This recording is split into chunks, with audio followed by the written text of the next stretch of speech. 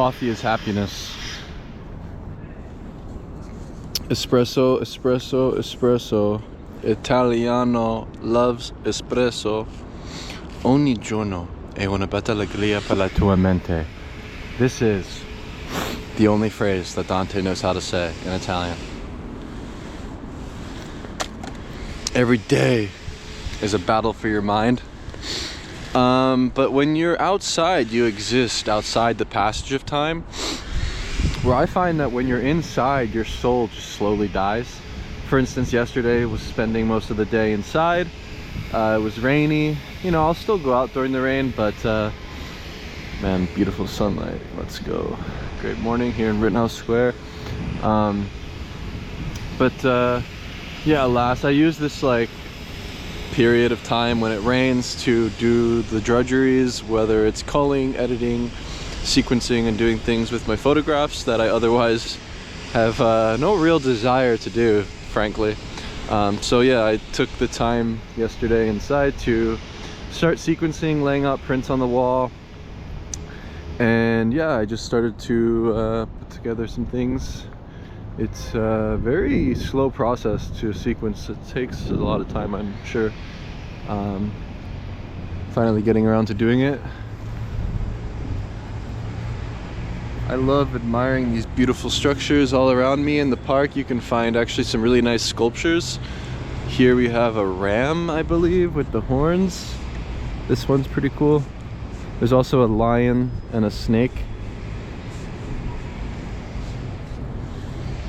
Or would this be a goat?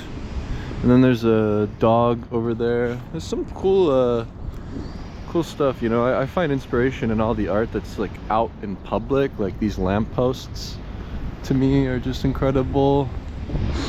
Being surrounded by trees, nice atmosphere in the park. Sometimes there's live musicians that perform here, and in the evening, yeah, it's usually bustling with lots of people. And so yeah, walking in the park is yeah, it's just nice. Sometimes yeah, I find routine to be critical in my life, so like a lot of the things I do on a day-to-day basis are what help me thrive creatively. For instance, my admiration for the Wanamaker organ. Every day at noon you can go and listen to this beautiful organ play, an incredible piece of architecture, the Wanamaker building. It really is astonishing to me that we have this gem in the city every single day that plays.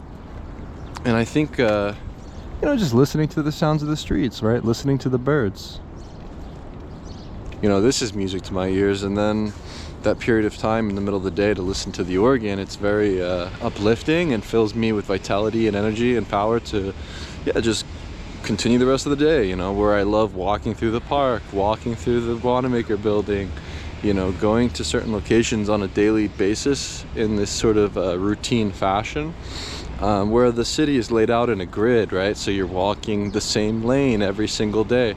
And you know, I find that the mundane is the name of the game with street photography.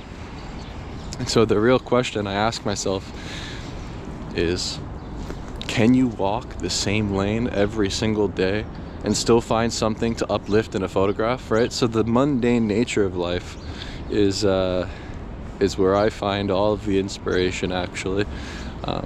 You know, you'll meet the same people on the street each day. You can greet the same security officer. You see the same man in the suit walking to the office.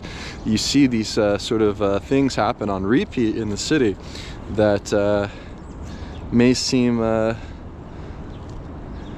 like a bore, but with a camera in hand you can sort of make something out of nothing here.